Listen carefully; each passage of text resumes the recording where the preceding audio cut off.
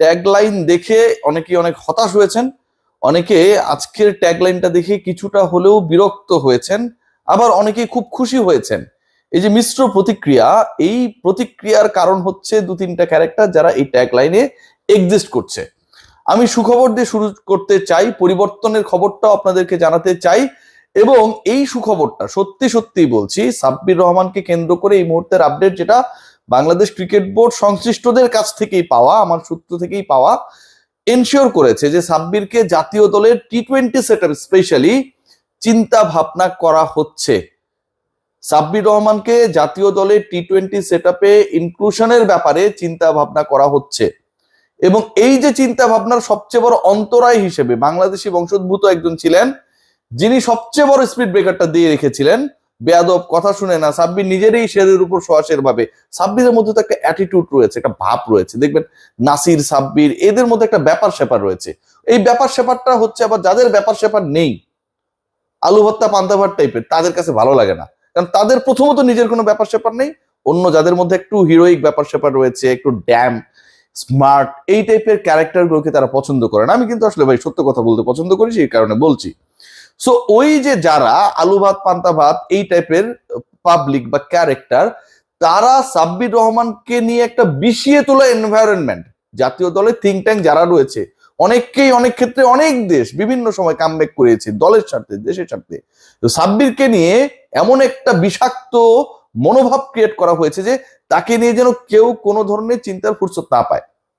But সেই চিন্তার জায়গাটা আবারও তৈরি হয়েছে, স্পেশালি বাংলাদেশ নেপালের বিপক্ষে যে ম্যাচটা, যেই সিরিজটা হারলো, টানা 3 ম্যাচে পরাজিত হলো যেই দল, সেই ওয়েস্ট ইন্ডিজের বিপক্ষে বাংলাদেশ হেরে গেল। ভাবা যায় নেপালের বিপক্ষে হারা দলের বিপক্ষে বাংলাদেশ হোয়াইট ওয়াশ হচ্ছে ঘরের মাঠে, এবং এই হোয়াইট ওয়াশ হওয়াটা ব্যাটসম্যানদের চরম ব্যর্থতা, ব্যাটিং কোচ হিসেবে যিনি দায়িত্বে রয়েছেন তার চরম ব্যর্থতা, বাংলাদেশ ক্রিকেট বোর্ডের পরিচালক স্পেশালি ডিসিশন মেকারদের চোখে আঙুল দিয়ে দেখিয়ে দিয়েছে যে এদেরকে সরালে বা এদেরকে না সরালে রেখে দিয়ে যদি কাজ করা হয় তাহলে এখানটায় ভালো কিছু ঘটবে না। মিডল অর্ডারের এই মুহূর্তে যে 2-3 জনের নাম আসছে, আমরা অনেকের ক্ষেত্রে চিন্তা করছি এমন ভাবে, আলোচনাটুকু একটু শুনুন, যে অমুক হলে ভালো হয়, ইয়াং কিছু ক্রিকেটারের অপশন আসছে। কিন্তু আপনি যদি এক্সপিরিয়েন্স কেউ থাকে, যিনি বিভিন্ন সময় তাকে প্রমাণ করেছেন, সে কেন নয়, এই ডিসকাশনটা শুরু হয়েছে। এবং সেখানটায় সাব্বিরকে কেন্দ্র করে গতকাল রাতেও আলোচনা হয়েছে। সাব্বির রহমানের জাতীয় দলে ফেরার মঞ্চও হতে পারে, অবাক হব না। আপকামিং আয়ারল্যান্ড সিরিজ রয়েছে, আপনারা সবাই জানেন, সেখানে 2টা টেস্ট। আমাদের লেজেন্ড ক্রিকেটার মুশফিকুর রহিম তার 100তম টেস্ট খেলবেন। পুরো বাংলাদেশের মানুষের জন্য কত বড় অর্জন। আলোচনা করি, সমালোচনা করি, মুশফিককে নিয়ে আমরা হচ্ছে প্রাউড ফিল করি, হাসাহাসি করি, সবই করি আমাদের হিরোকে নিয়ে। কিন্তু এন্ড অফ দ্য ডে কত বড় অর্জন, এবং সেই অর্জন অর্জিত হবে ঢাকার মাঠে। বাংলাদেশ যখন ওই ম্যাচটায় নামবে, মুশফিক 100তম টেস্ট খেলতে নামবে, তারপরে শুরু হবে টি-20 সিরিজ। চট্টগ্রামে 2টা, ঢাকায় 1টা, 27-29-2। সাব্বির রহমানকে এই 3 ম্যাচের কোনো একটা আবারও আমরা হয়তো জাতীয় দলের জার্সিতে দেখতে পাবো, এবং সেই আলোচনাটা ওভাবেই আগাচ্ছে। শেষ পর্যন্ত কি হয়, we have no idea, but I want to be optimistic. Second point যেটা, এটাও খুব গুরুত্বপূর্ণ, শুনুন। টেস্ট ক্যাপ্টেন্সি নিয়ে অনেক আলোচনা চলছিল। এখন ওই যে সিন্ডিকেট বা কোরামবাজিতে যারা জড়িত, এদের তো আসলে কোনো কাজ কাম নাই। মানে এদের ব্রেইন আমার কাছে মনে হয় যে যতটুকু ক্রিকেটারদের উন্নয়নে, দক্ষতা বিনির্মাণে কাজে লাগানো দরকার, তার থেকে কোরাম যারা করে, ব্রেন খাটায় যারা, কারে গুঁতো দিয়ে ফেলে দেওয়া যায়, কারে টান দিয়ে নিয়ে আসা যায়, এগুলো নিয়ে এরা ব্যস্ত থাকে। সো ওখানটায়ও ওই কোরামের একজনকে ক্যাপ্টেন বানানোর পরিকল্পনা করা হয়েছিল, সিরিয়াসলি সেই ইনপুটটা দেওয়া হয়েছিল। একটা ক্রীড়া শিক্ষা প্রতিষ্ঠান কেন্দ্রিক একটা কোরাম এখানটায় হয়েছে, সিরিয়াসলি। এবং সেই কোরামে, মানে ওই ক্রীড়া শিক্ষা প্রতিষ্ঠান সবাই খারাপ তা কিন্তু না, কিন্তু একটা গ্রুপ তৈরি করা হয়েছে যে আমরাই, ঠিক আছে, 51 পরিবার। তো তারা একটা ওই কোরামবাজি করে টেস্ট ক্যাপ্টেন্সি নিয়েও মোটামুটি একটা প্রভাব বিস্তারের চেষ্টা করেছিল তাদের কাছে লোক ওখানটায় ঢোকানোর জন্য। শেষ পর্যন্ত আলোচনায় ছিলেন 2জন character, Mehedi Hasan Miraz and Najmul Hossain Shanto. And Bangladesh cricket board তারা মোটামুটি ডিসাইড করে ফেলেছে, এখন এটা অফিসিয়ালি অ্যানাউন্সড হয় নাই, পরশু বাংলাদেশ ক্রিকেট বোর্ডের বোর্ড সভা শেষে হবে। Najmul Hossain Shanto is going to be the test captain, এখন going to be the test captain বললেও ভুল হয়, কারণ নাজমুল হোসেন শান্ত টেস্ট ক্যাপ্টেন হিসেবে লাস্ট যখন ক্যাপ্টেন্সি করেছিলেন তারপরে কিন্তু আসলে বাংলাদেশ ওভাবে টেস্ট খেলে নাই। মানে তিনি টেস্ট ক্যাপ্টেন হিসেবে ছিলেন, দায়িত্ব ছাড়া ঘোষণা দিলেও নাজমুল শান্তই ক্যারি আউট করবেন, তার রোলটা তিনি ক্যারি আউট করার ব্যাপারে সম্মত হয়েছেন। সো নাজমুল শান্তই আলটিমেটলি টেস্ট ক্যাপ্টেন হিসেবে থেকে যাচ্ছেন।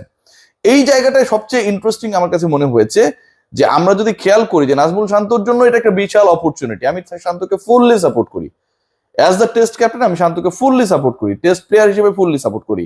এবং এটা খুব গুরুত্বপূর্ণ যে তিনিও যেন ওই কোরামের মধ্যে না পড়েন। কোরামের ক্যারম বোর্ড এমন ভাবে ঘুরছে খেলছে, দেখুন সাব্বিরের মতো ক্রিকেটারকে আমরা একটা অপরচুনিটি দেই না, অথচ জাকের আলী অনেকের মতো ক্রিকেটারকে, উল্টাপাল্টা ক্রিকেটারকে আমরা ম্যাচের পর ম্যাচ খেলাই। ম্যাচের পর ম্যাচ খেলিয়ে আমরা কি করি খেয়াল করে দেখবেন, প্রতিপক্ষ এমন একটা অবস্থায় চলে যায় যে ওই প্লেয়ার যখন ক্রিজে থাকে আউট করতে চায় না। ধরেন আমি ওয়েস্ট ইন্ডিজের হয়ে খেলতেছি, ওই জায়গাটা জাকের আলী অনেক ব্যাট করতেছে, আমার প্ল্যান কি থাকবে, আমি আমার বোলারকে বলবো ভাই তুই ওরে আউট করিস না, যত পারো অফ স্ট্যাম্পের বলে মারো, বল করো, এবং ওই অফ স্ট্যাম্পের বাইরে বল করলে ও বিট হবেই, ক্যাচ উঠলেও ক্যাচ ধরার দরকার নেই, থাক। যতক্ষণ জাকের আলী যেভাবে ফেল করেছে, যেভাবে ব্যর্থ হয়েছে, যেভাবে বাংলাদেশকে ডুবিয়েছে টানা 3 ম্যাচে, জাকের আলী যদি 2 ম্যাচে, প্রথম ম্যাচে খেলেন নাই, জাকের আলীর মতো ক্রিকেটার যদি ক্রিজে থাকে, যিনি বুদ্ধিমান ক্যাপ্টেন তিনি চেষ্টা করবেন তাকে বেশিক্ষণ খেলানোর, তিনি চেষ্টা করবেন ক্যাচ উঠলে ওই উইকেটটা না নেয়ার, সে থাকলেই লাভ, সে থাকলেই আমার রানটা চেস করা সম্ভব না। এরপরে কে নামে, এরপরে নাসুম নামে, রিশাদ নামে, তাসকিন নামে, ওরা তো বড় শট খেলে ভাই, ওরা হয় টিকে থাকবে, আদারওয়াইজ বাংলাদেশকে যেতে হবে, এরকম একটা সিচুয়েশন ক্রিয়েট হয়। সো এরকম ক্রিকেটারদেরকে যেভাবে সালাউদ্দিন প্রমোট করেছেন, এরকম ক্রিকেটারদেরকে যেভাবে ন্যাশনাল টিমের ক্যাপ্টেন পর্যন্ত বানিয়ে দেওয়া হয়েছে, কোন বোর্ড মিটিং এই সিদ্ধান্ত হয়েছে আমাদের জানা নেই। ক্রিকেট অপারেশনস যদি এই সিদ্ধান্ত নেয়, বাংলাদেশ ক্রিকেট বোর্ডের পরিচালকদের অফিসিয়ালি এটা জানার অধিকার রয়েছে। নিয়মিত ক্যাপ্টেনের অবর্তমানে জাকের আলী অনেক ক্যাপ্টেন, এটা তো ভাই অষ্টম আশ্চর্য। কিভাবে তিনি হয়ে গেলেন, কোন পারফরমেন্সে হলেন, কোথায় ক্যাপ্টেন্সি করেছিলেন, কোনো কিছুর কোনো খবর নাই। আপনি তাকে খেলাচ্ছেন শুধু না, গত ম্যাচেও তাকে জোর করে খেলিয়ে দেওয়া হলো, প্রোটেক্ট করার জন্য 8 নম্বরে নামানো হলো, নাসুমের পরে ব্যাটিং এ নামানো হলো, প্রথম বলে আউট হয়ে যাচ্ছিলেন, দ্বিতীয় বলে কোনো মতো একটা রান নিয়ে, তৃতীয় বলে আবার আউট হয়ে গেলেন, লেগ সাইডে মারতে গেলেন ফুল টাচ, এত তার কনফিডেন্স, সেটাও টাচ করতে পারলেন না, এলবিডব্লিউ এর রিভিউটা নষ্ট করলেন। এই যে ঘটনাগুলো ঘটেছে সাব্বির রহমানদের ক্ষেত্রে, আফিফ হোসেনদের ক্ষেত্রে, আকবর আলীদের ক্ষেত্রে, সৌম্য সরকারদের ক্ষেত্রে, এই কাজগুলো কেউ করে না, তাদের নাম জাকের আলী না। এটাই আমার কাছে মনে হয় সবচেয়ে বড় সমস্যা। আকবর আলী এদিক থেকে আমার কাছে মনে হয় কিছুটা হলো এগিয়ে রয়েছেন, কারণ সৌম্য সরকার বলেন, আফিফ হোসেন বলেন, কিংবা সাব্বির রহমান বলেন, এদের নামে শেষে কিন্তু আলী নাই। জাকের আলীর মতো করে আকবর আলীর নামে শেষে অন্তত আলী রয়েছে। সো ওইটা দেখেও যদি প্রিয় শিক্ষক কিছুটা হলেও মনে করেন যে আসলে আকবরকে খেলার সুযোগ দেওয়া যেতে পারে, কিপিংটাও সে যেহেতু পারে, তাহলে আমার কাছে মনে হয় জাতি কৃতজ্ঞ হবে। সবাই ভালো থাকবেন, টেক গ্রেট কেয়ার।